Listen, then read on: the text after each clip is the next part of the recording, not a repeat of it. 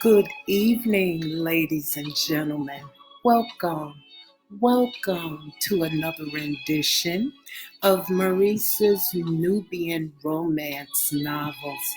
Thank you so much for tuning in. And so, just wanted to remind you about the book, the novel we're reading tonight.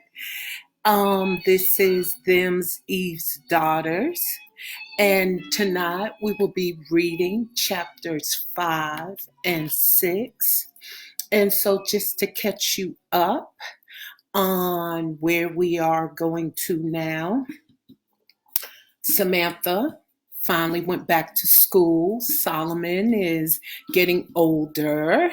And so she goes to school, has a confrontation with her math teacher, and she takes her mother's posture. She runs into Blaine after her mom tells her to stay away from him. We realize that Blaine has really been through a lot. He was put out of the house after he was beaten because he had a baby by a black girl. And so Samantha is really starting to feel sorry for her baby daddy. And she takes him home. And of course, Eve, being the wonderful woman that she is, she takes him in because she understands who his parents are and how he was reared. And so now we are going to go forward into chapters 5 and 6, where you are going to meet Don Powell and Margaret. Don Powell. Don Powell, how long you gonna let your son live with those people? I want you to march right over there and bring my boy home. Don Powell, do you hear me talking to you? What I hear is you raising your voice in my house, at my table, while you talking to me. That's what I hear, Margaret. Margaret inhaled deeply and exhaled slowly to calm herself. Don Powell, he's been over there for almost 6 months now. That baby done turned a year old. He's working over at the mill. He ain't even bothered to pick up the phone to say if he's dead or alive. And he's still going to school, about to graduate, wearing new clothes and shoes, taking care of that half-breed child. I want my son home. Go get my son, Don Paul. God only knows what he's doing over there with a house full of niggas. Hold your tongue, Margaret. Hold your tongue. Eve is a decent woman. Decent? Decent? As the bottom of my shoe, she's decent. You go get my son, Don Paul.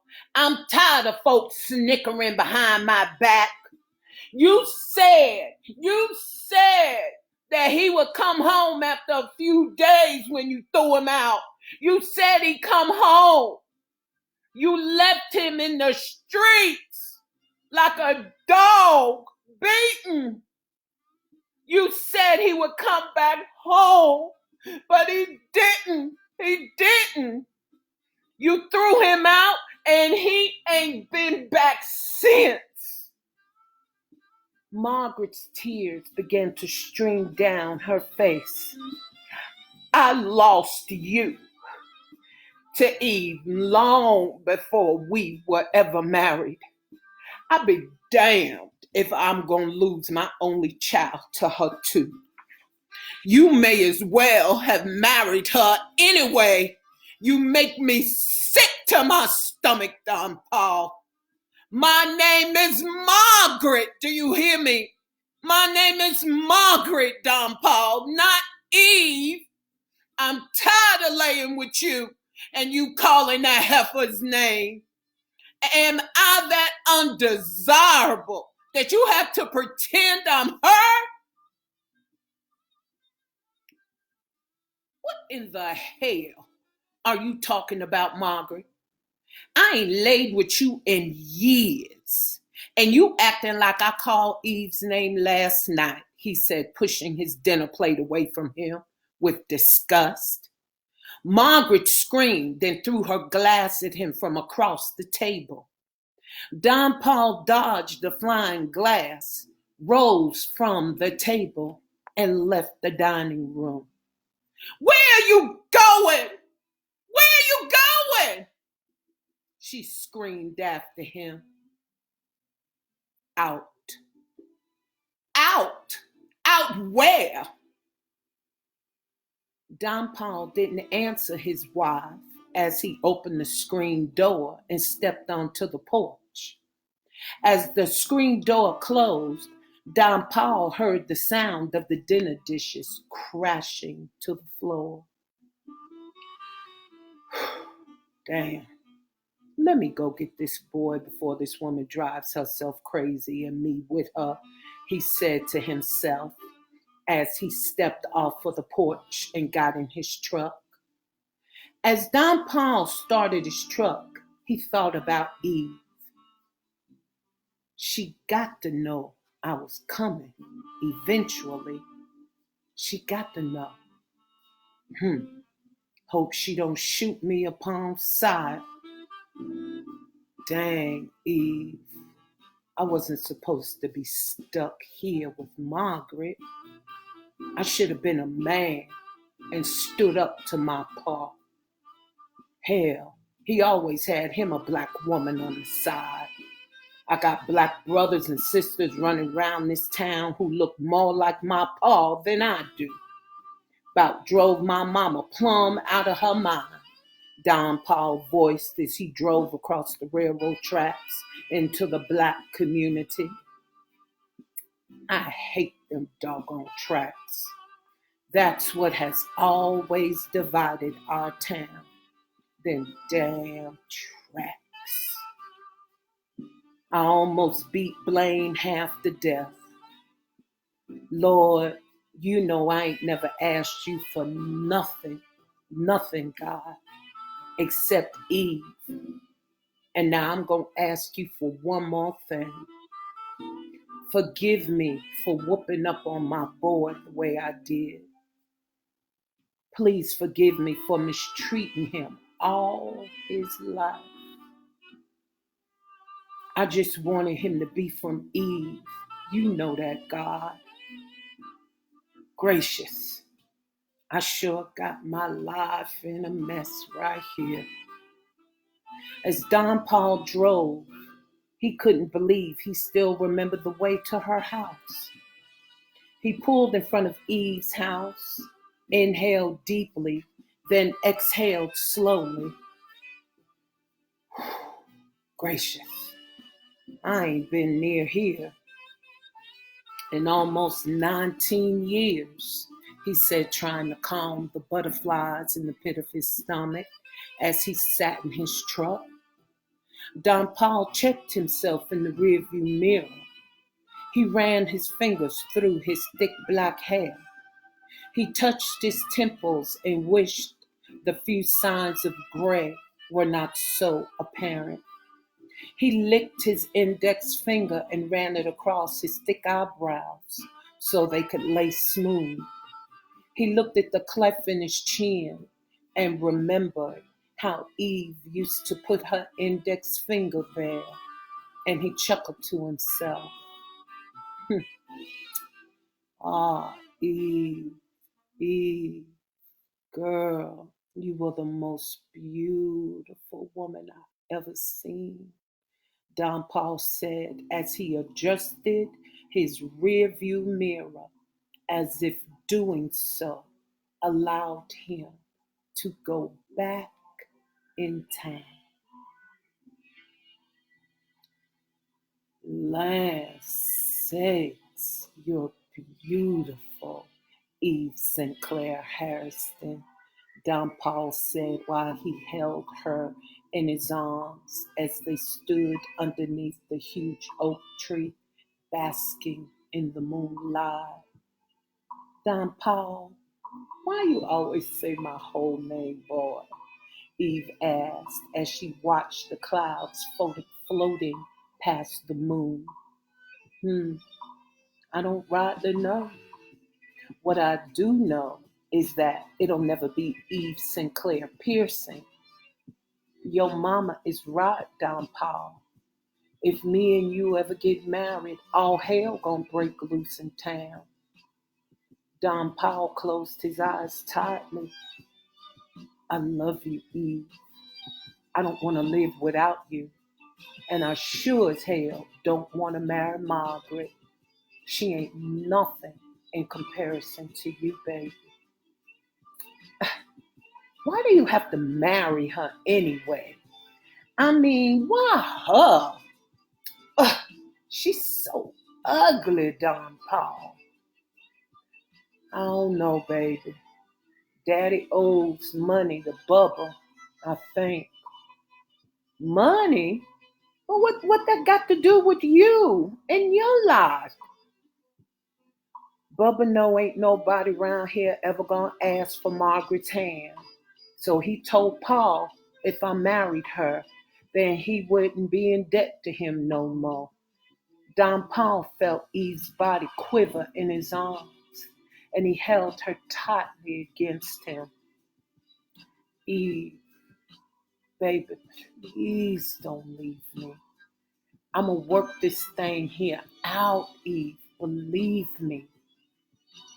How much money does your daddy owe him? I don't rightly know. I think it's a whole lot. I can't do it, Don Paul. I can't be sneaking around with you the rest of my life. I can't, and I won't do it, she said, trying to unravel herself from his arms. But Don Paul held Eve tightly. Baby, wait, please. No, wait. Wait for what? For what? Wait for you to come to me and not? Wait for her to have a baby first? I'm tired of waiting, Don Paul. Eve, it ain't like I want to marry her. I have to marry her. Eve sucked her teeth.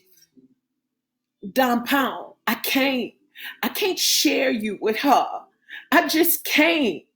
How you gonna leave her bed and then come get in mine? Huh? I don't want you in behind her. No. Don Paul shuddered at the thought of laying with Margaret. I won't touch her, Eve. I won't touch her. Oh boy, please. What you mean you won't touch her? How you gonna do that? If that heifer don't get pregnant, then she ain't gonna let me have my babies in peace, and you know it. You know you're gonna have to lay with her so she can get pregnant, Don Paul. What you telling me, Eve? He asked, already knowing the answer. Eve was quiet. She loved Don Paul and wanted to be with him, but she just couldn't bring herself to share him, nor could she commit to just seeing him at night. I'll move, Eve. We can go up north. Baby, we can go now, right now. And do what, Don Paul? Ain't either one of us got any money. What we gonna do for money?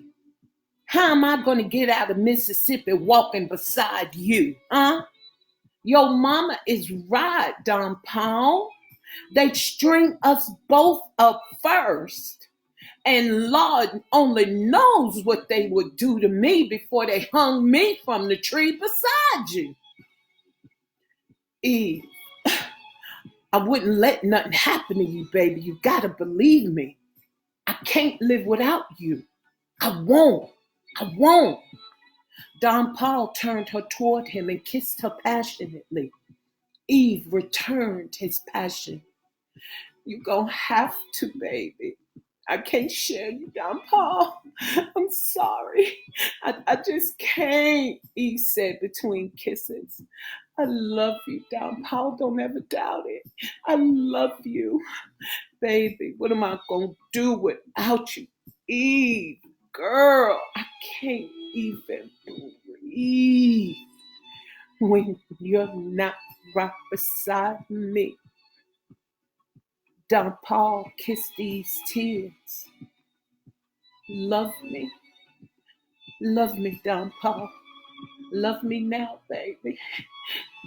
This right here, tonight's gonna be our last night.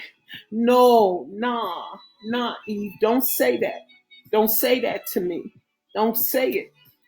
Love me, Don Paul. We gotta make this night right here, baby, last for a lifetime. It's gotta last for a whole lifetime. Eve.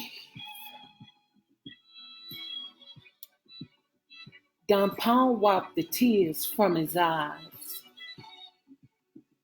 Oh, Eve, he moaned as he sat in his truck trying to compose himself. You'll never know how much I love you, girl. Don Paul got out of the truck and closed the door gently behind him. He leaned against the gray truck and folded his arms and admired her two-story white home. He looked at the well-manicured lawn and paid careful attention to the oak tree. He could tell that it wasn't more than 15 years old.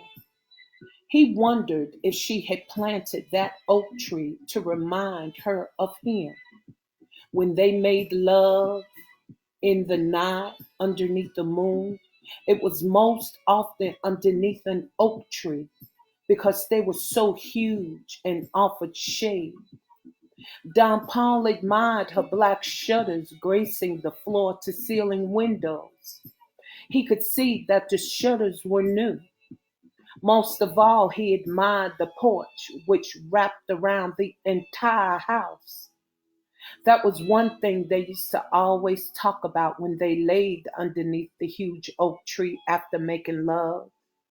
Don Paul would hold Eve in his arms and describe the house he would build for her with his bare hands. He knew Eve loved a porch. Well, looks like she's done pretty good for herself. Her house looks better than mine. Margaret would have a fit if she could see this right here. Well, may as well go on and get it over with, he said, walking toward the porch as he tucked his shirt in. Don Paul walked up on the porch, opened the screen door, and knocked. Who is it? Don Paul Pearson. Who? Blaine's daddy. Ooh. Just a minute. Mama, it's Blaine's daddy at the door, Pandora announced, running quickly to the kitchen. Eve tried to steady herself. I beg your pardon? Who? She said, not believing her ears. She knew Don Paul was outside of her house. She could feel his presence just like she felt him the night Solomon was born. It's Blaine's daddy, Mama, Mr. Pearson. Eve looked at Blaine and saw the color leaving his face. Please, Miss Eve, don't let him take me home, please. I want to stay here with you, my son, and Samantha. If he tries to take me out of here, Miss Eve, I'm going to kill myself. I'm going to do it. Oh, boy, hush that talk. Nonsense, killing yourself. Excuse me, Reverend Cook. I won't be but a minute. Y'all go ahead and eat. I'll take care of this situation right here, y'all. Calm down now. It's all right. Uh, you need some help, Miss Eve? No, thank you, Reverend. You go on and eat. I got this. It's okay. Really, it's okay. Eve left the kitchen and quickly checked her appearance in the hallway mirror. Gracious, I ain't seen Don Paul in almost 19 years. Eve took off her apron and smoothed her blouse. Whew, girl, calm yourself, girl, she said as she inhaled deeply and exhaled slowly before opening the front door. Dang, she's still beautiful, he said to himself. Evening, Miss Eve. Damn. Oh, he's still a fine white boy, she said to herself. Evening, Don Paul. Don Paul stood on the porch staring at Eve. It amazed him how beautiful she was. As he looked at her, it seemed to him that she had not aged one day. Her dark caramel brown skin was just as smooth as when she was 16.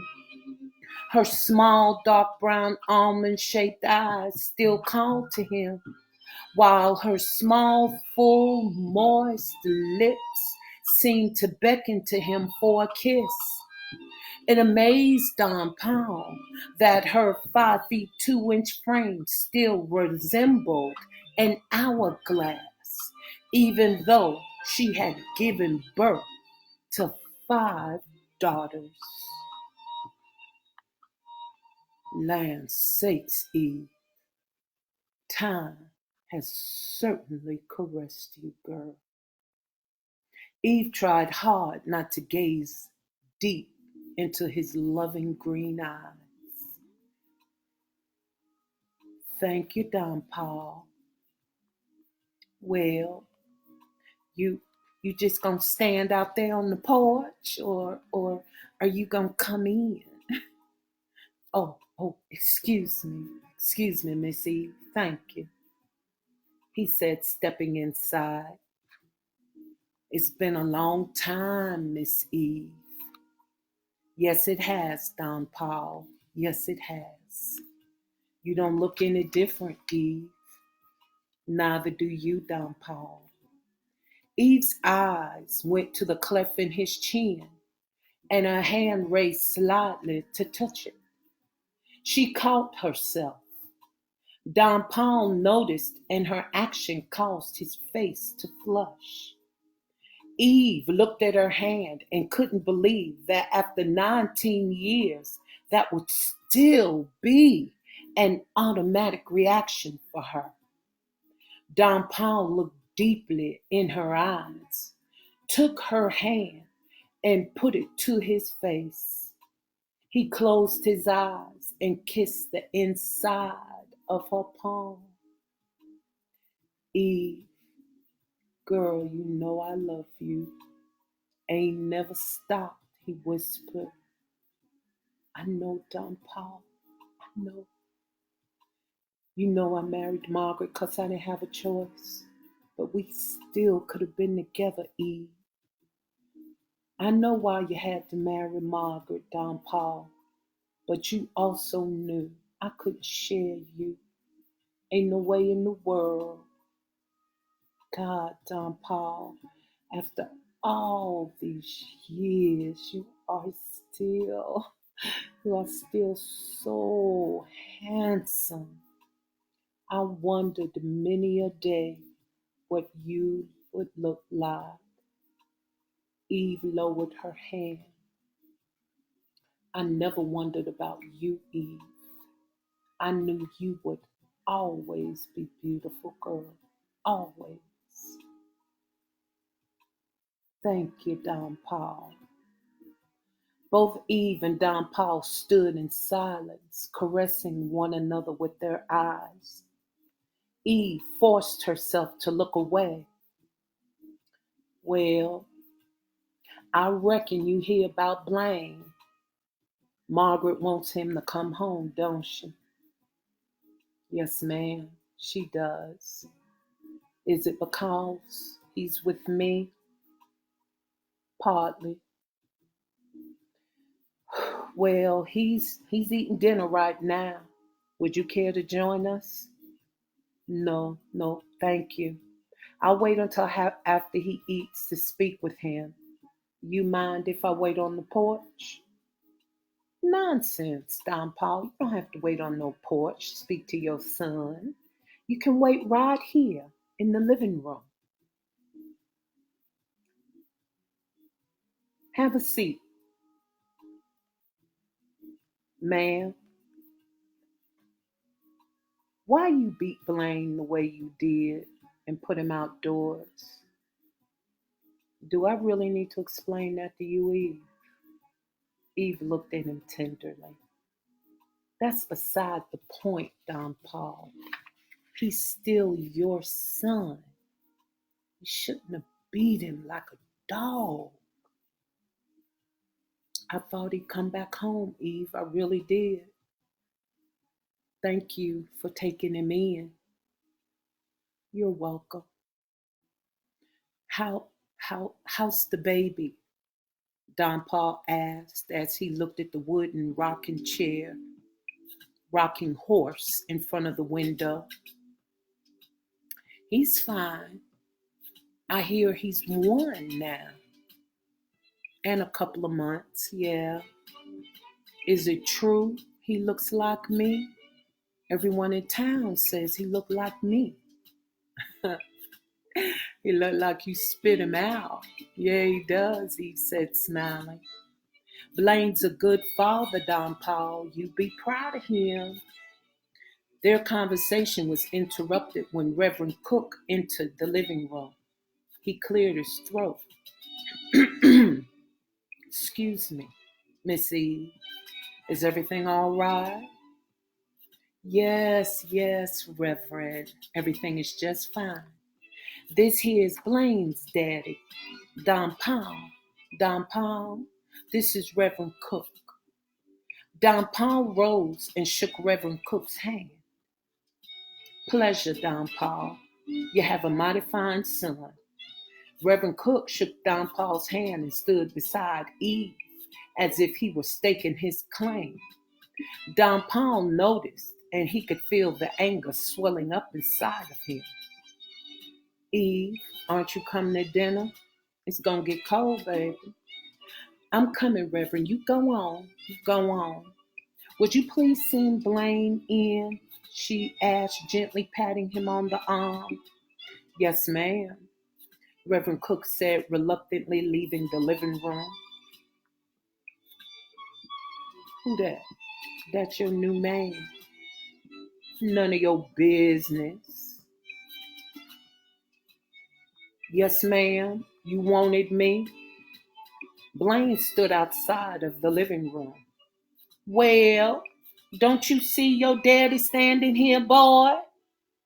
Blaine looked at Don Paul briefly. Yes, ma'am.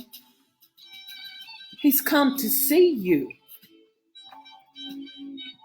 Yes, sir. Don Paul looked at his son and saw that Eve had done a good job of taking care of him. His lean body had filled out. He had grown taller. Don Paul looked at the muscles in his arms. He figured they had developed because he was working over at the mill, moving logs. That nervous look on his face was no longer apparent. It had been replaced with calmness, probably love and security that Eve and her daughters afforded him. For the first time, to Don Paul, Blaine actually looked happy. It looked like he had transformed from an adolescent to a man. Just 6 months of living with Eve affected his son this way. Don Paul knew This is what his life could have been like. He didn't know how to tell his son that he had to come back home, back to an abusive environment. He looked at Blaine and knew he wasn't going to come back home willingly. Don Paul cleared his throat.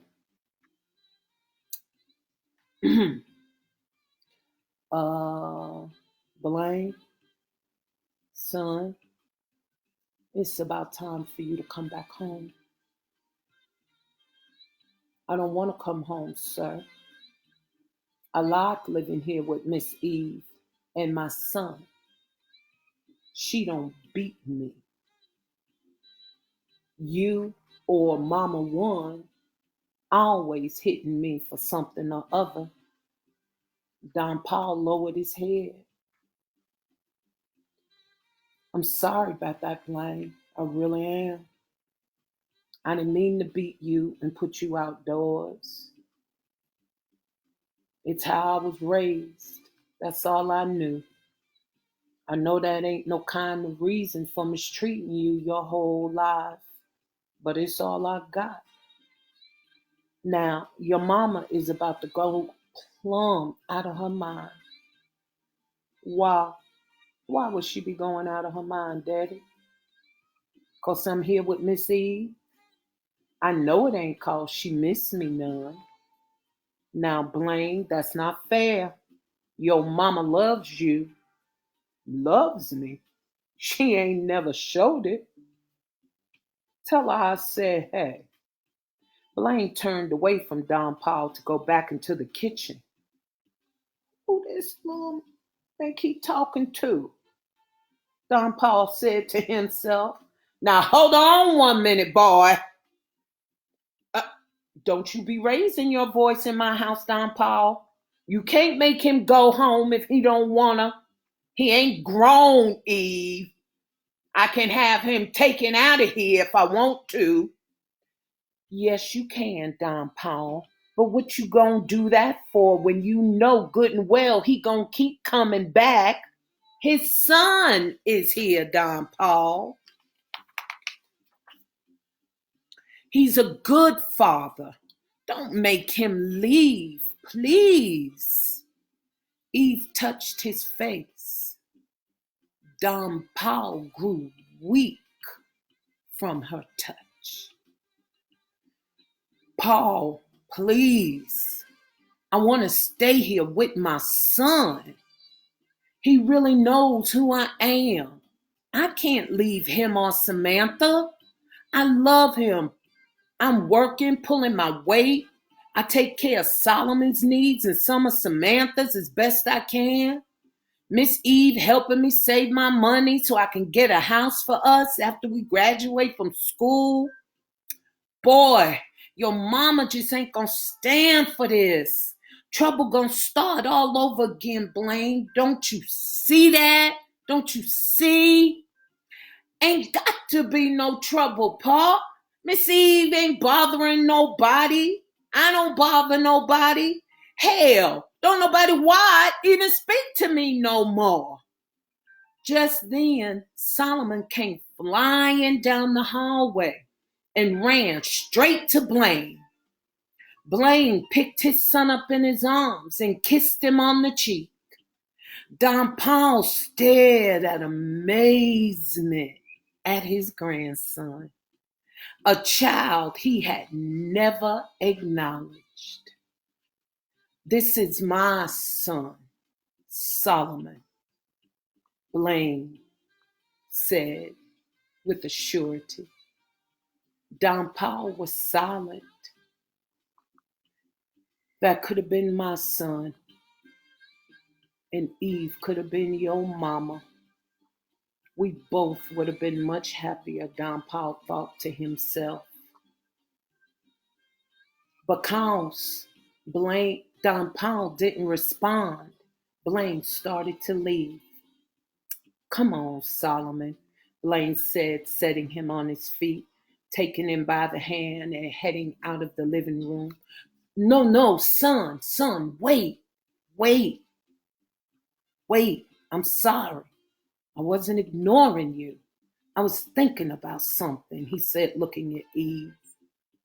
This time, it was Eve who lowered her eyes. So, this here is my grandson, is it? Well, I couldn't say as if I could ever deny it in court. Gracious, he looked more like me than I do myself. Same nose, same green eyes, same cleft in his chin. Ain't as dark as I thought he'd be, though. I would have thought he would take some color from you, Eve. Don Paul took his grandson from Blaine. Hey there, little fella. I'm your grandpa. Solomon touched Don Paul's face and smiled at him with bright eyes. I'm sorry for not coming to introduce myself to you sooner, Solomon. You're my first grandchild, and you look exactly like me. My, ain't that something? Lord, if my pa could see you, Don Paul said, laughing. Miss Eve? Yes, Don Paul? Is that invitation for dinner still open? I think I might like to stay a while and get to know my grandson. If and that's all right with you, Blaine. You can stay here with Eve and your son. I'll take care of your mama. Oh, and keep your money. I'll pay Eve. Thanks, but no thank you, sir. I like being able to say I can take care of my own family. But thank you anyway. It's nice to know I can come to you if I need help, though. I hope you don't go anywhere else, Blaine. I'm sorry, son. I declare I didn't mean to raise you the same way as me. My daddy beat me just because. That man was the devil's own, just downright evil, Don Paul said with a slight hint of disgust on his face as he unconsciously rubbed the leg his father shot him in. Eve called into the hallway for Samantha. You call, Mama? Samantha asked, entering the living room and seeing Don Paul holding Solomon. Yes, I did. Don Paul's going to be joining us for dinner. Set another place at the table for him, would you please? Yes, Mama. Evening, Mr. Pearson. Good evening, Miss Samantha. You got a right nice-looking boy here. Samantha smiled. Thank you, Mr. Pearson. Come on, Solomon, she said, reaching for him. No, leave him be. Leave him with me, please. It ain't a problem at all. Not at all, Don Paul said, leading the way to the kitchen. Good evening, Mr. Pearson, the girls said in unison. Good evening, Miss Naomi. My goodness, I haven't seen you in a long time, girl. You look just like your daddy. Naomi smiled. And you, Miss Camille. I see you running all over town with them long ponytails sailing behind you. Camille laughed. And Miss Pandora. You still doctoring in all the stray animals around town, girl? Pandora laughed. Yes, sir, I am. Yes. And look at you, little Miss Jolene. My goodness, you're a pretty little chubby thing, he said, picking up her little hand and kissing it. Jolene frowned and wiped it off. Don Paul chuckled. That's my baby girl, Reverend Cook said to himself. Well, it's been a long time since I've had the pleasure of dining at your table, Miss Eve. A mighty long time, Don Paul said, making himself comfortable as he held Solomon. And would you look at this white boy acting like he home? What? Reverend Cook said to himself. Reverend Cook, pass the dumpling, please. Reverend, excuse me, Miss Eve. Here you go, he said, eyeballing Don Paul from across the table. Don Paul eyed him back. Yeah, I had her, Reverend, and she's sweet as honey. Don Paul said to himself as he looked Reverend Cook square in the eye. She gonna be mine again, too. You may have her now, Reverend, but that's just for now, Don Paul said as he filled his plate. Mmm, mmm. Miss Eve, chicken and dumplings. I declare, you make the best chicken and dumplings this side of the Mississippi, girl. Mmm, good. Yes. Ah! So that is the conclusion of chapter 5. We are getting ready to go into chapter 6.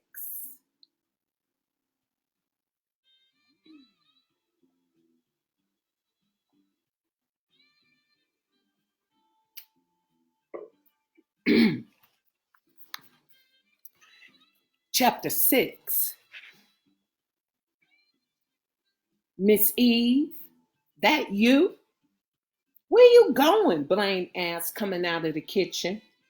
Boy, you scared me. What you doing up? Oh, Eve said, suddenly noticing the bottle in Blaine's hand as she came down the stairs. Miss Eve? Yes, Eve asked as she put her coat on. You and my daddy ever had any dealings? Eve looked at Blaine through the mirror.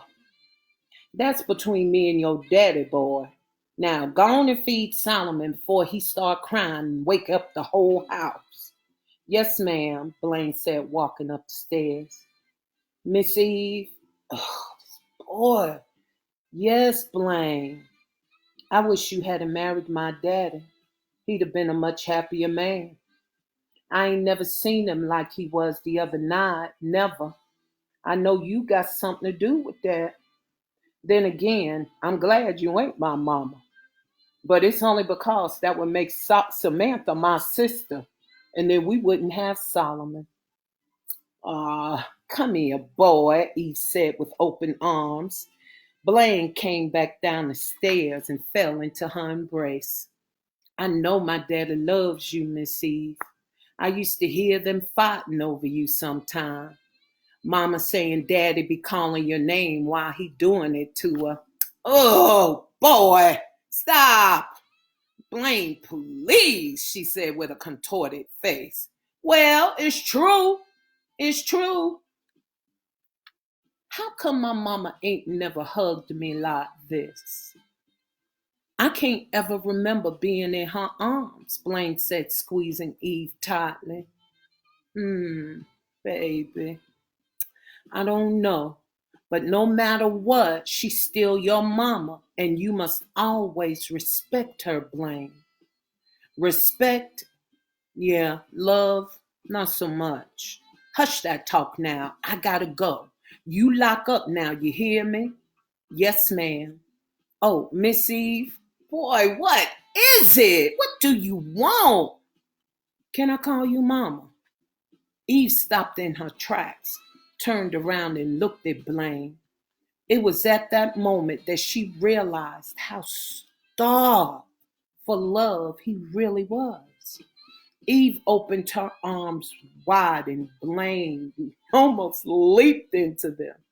He closed his eyes and held her tightly. Yes, Blaine. Baby, you may call me Mama. Thank you, Miss Eve. Eve kissed him all over his face. Thank you, Mama. Good night. Now, no more questions. Lock up. Good night. Be careful. Mmm.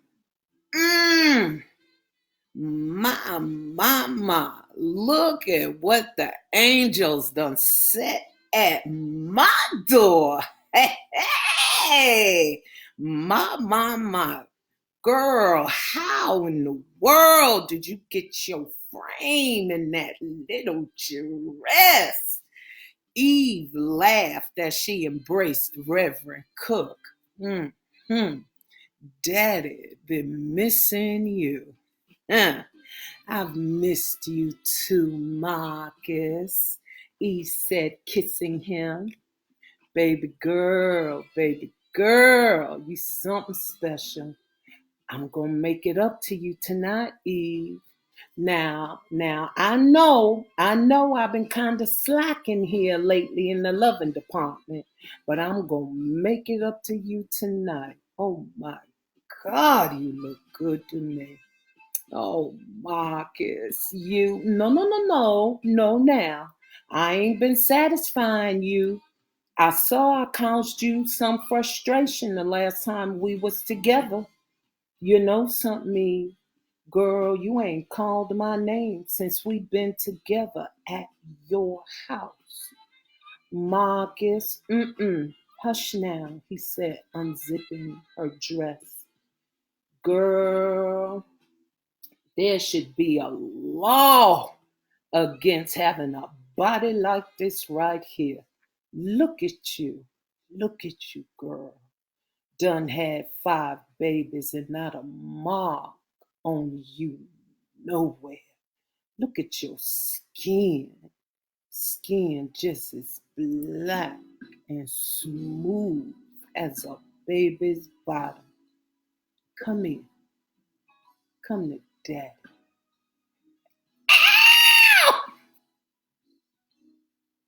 Whoo! Lord, I done lost my place. Oh, here we go. Eve stepped out of her dress. Eve stepped out of her dress, walked toward Marcus, and guided him in the direction of the bedroom. As Marcus followed her, it seemed to him that he was being hypnotized by the swaying of her hips. Lord, I know I shouldn't be praying this prayer, but please let me love her good this time, Lord. Marcus prayed silently to himself. Marcus sat down on the bed and Eve straddled him. Lord, just this one more time. Please let me love her, God. Please. Is this what you want, Marcus? She asked as she unhooked her bra. She placed his hands on her full breast. Girl, mm, mm, mm. I have missed you, he said, tenderly kissing her breasts one at a time. Eve unzipped his pants and caressed his erection. Marcus, baby, she moaned as she raised her hips and slowly inserted him inside of her. Eve closed her eyes and held his head close to her breast as she slowly and skillfully gyrated upon him. Ah, Eve was all Marcus said before his manhood had deflated, leaving him embarrassed and frustrated. What? Again? Not again. Lord, I declare, I don't know what this is. What is this? Shh. It's okay, baby. Calm down. It's okay. No, it ain't okay. It's not okay. This has never happened to me before, he said gently, trying to push Eve off of him.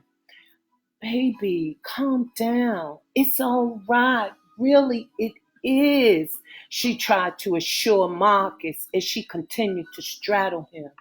Marcus, calm down. Relax. Breathe. Eve, Girl, I ain't been able to make love to you since we were together at your house. Something just ain't right here. And I don't know what it is. Girl, I want to stroke you like I used to. I miss hearing you moan. I miss hearing you call my name. I want to feel your nails in my back, he said, kissing her tenderly as his tears fell upon her breast. Oh, baby girl, I want you so bad, Marcus said, feeling his manhood begin to rise again as Eve moved upon him. Marcus rose and turned her over on her back, laid upon her, and inserted himself inside of her again.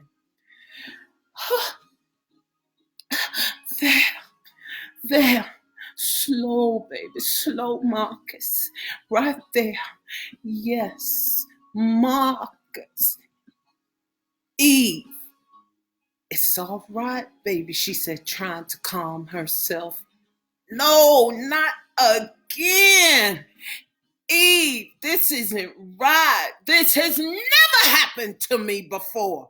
It only happens with you. Since I laid with you in your house, something's not right. This has never happened to me before. I was with a woman the other night, and I was able to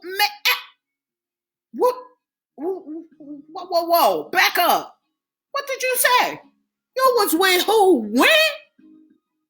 Eve asked as she got out of bed and glared at him. Marcus was silent. What did you say, Marcus? You were with who? When? What did you do? Lord, have mercy. Lord, help me explain this to her, he prayed to himself. Eve, no, forget it. I don't even need to hear nothing. No, Eve, listen, baby, wait, Marcus implored, trying to detain her from leaving the bedroom. Take your hands off of me, Marcus Cook. Eve, please listen to me, girl.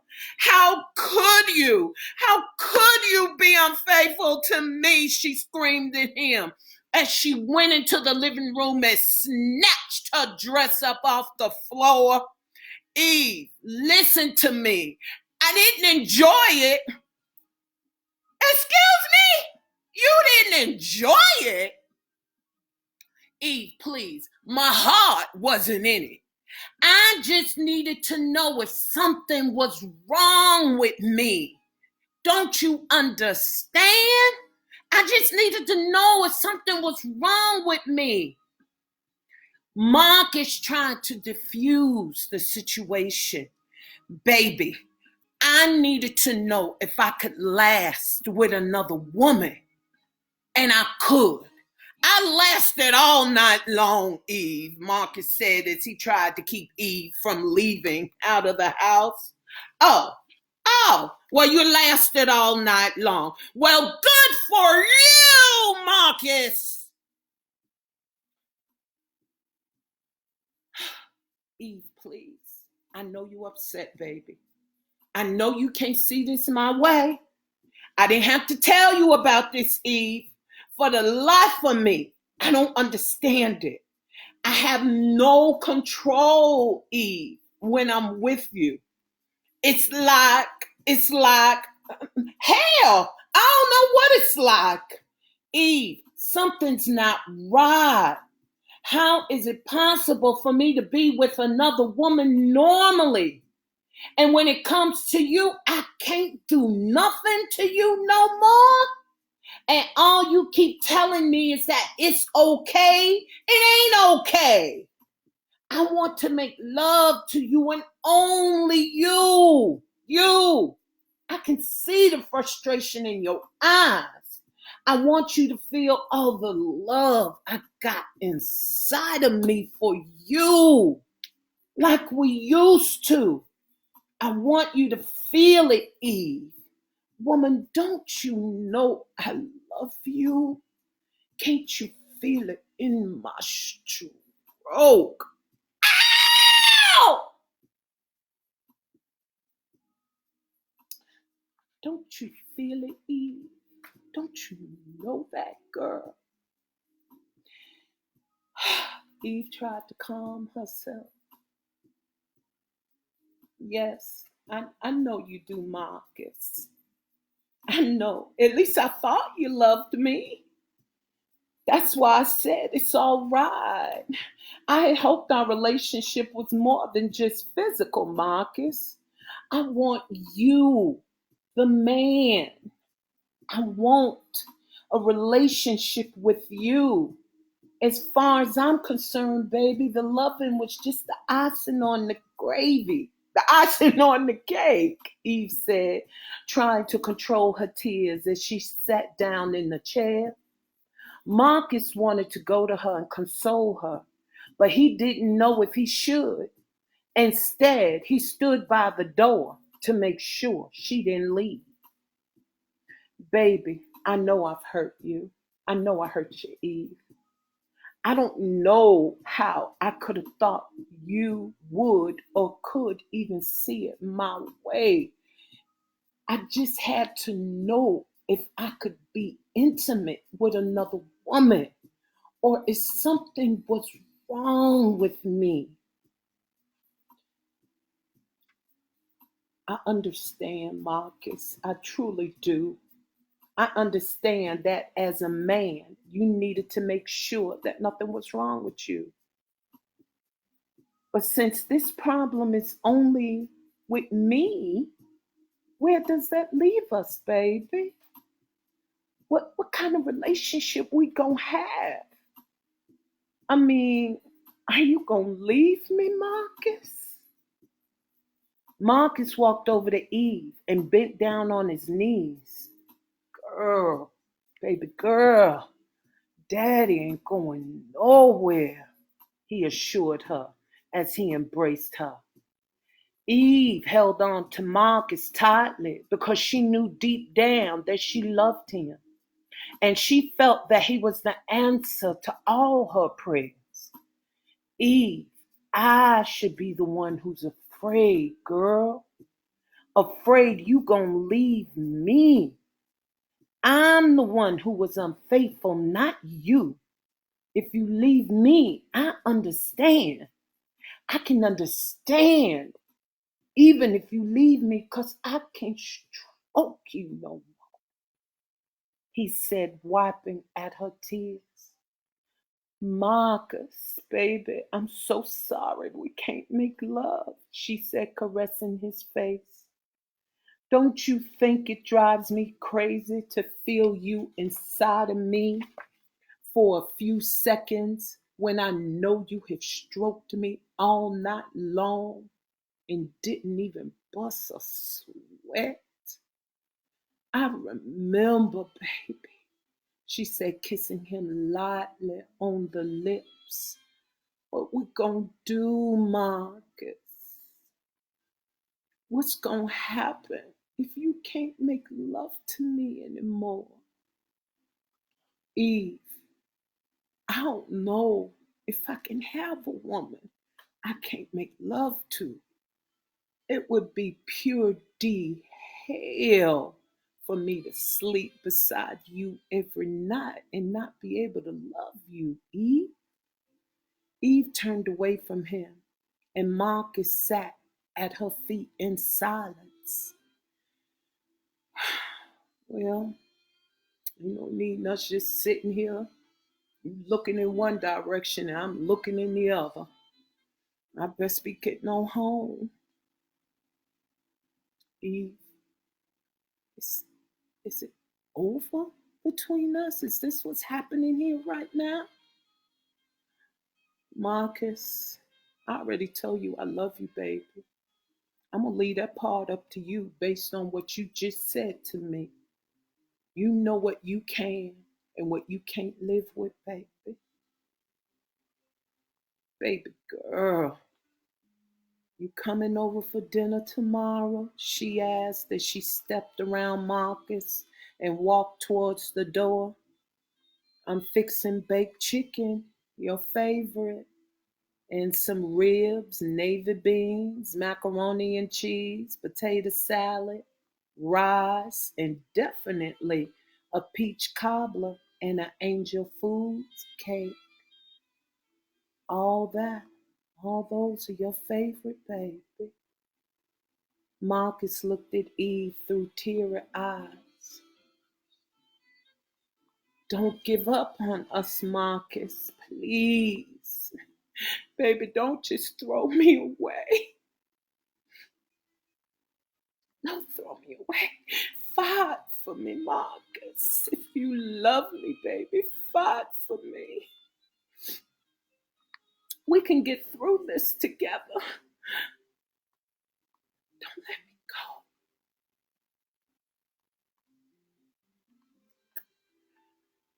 Marcus picked Eve up and carried her back to his bedroom and laid her on his bed gently. He laid beside her. As Marcus held Eve in his arms, she could feel him trembling. Eve turned toward him and caressed his face. Eve, something's not right here. This only happens when I'm with you. Only when I'm with you. Look at me, baby. I'm shaking like a leaf. Jesus, Eve, I can't even hold you in my arms now, Marcus cried as he tried to control himself. Eve got out of bed and slowly Marcus' body came to a halt. Oh my God, Marcus, what is this? What's going on? This is, hey, this is what I've been trying to tell you, Eve. This is what I keep trying to tell you. Something's just not right, girl.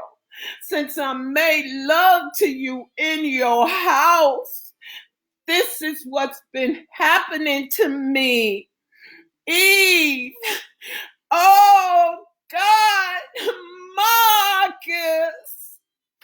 Oh, Lord. What in the world is wrong with the good Reverend Marcus Cook, y'all? What is wrong with Marcus? And that is the conclusion, ladies and gentlemen, of chapters 5 and 6. Make sure you come back tomorrow at 7 and listen to chapters 7 and 8 of Them Zee's Daughters. Yes, ain't it get wonderful? Oh, he said, girl, I miss it when you call me daddy. Ow! Everybody don't get to be called daddy, you know. So,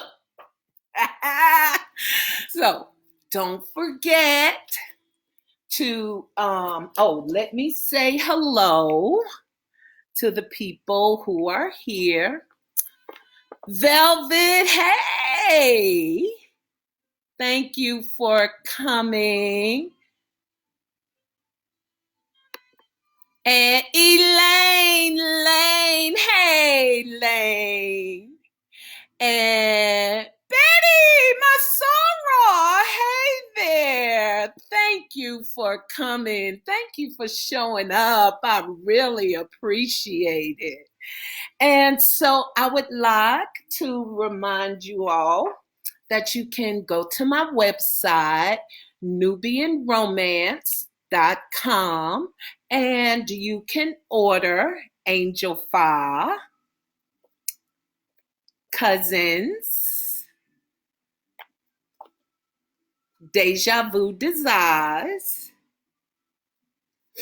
and Letters. Yes. Now remember, Letters, Deja Vu Desires, and Cousins. These 3 books are for book club readings only.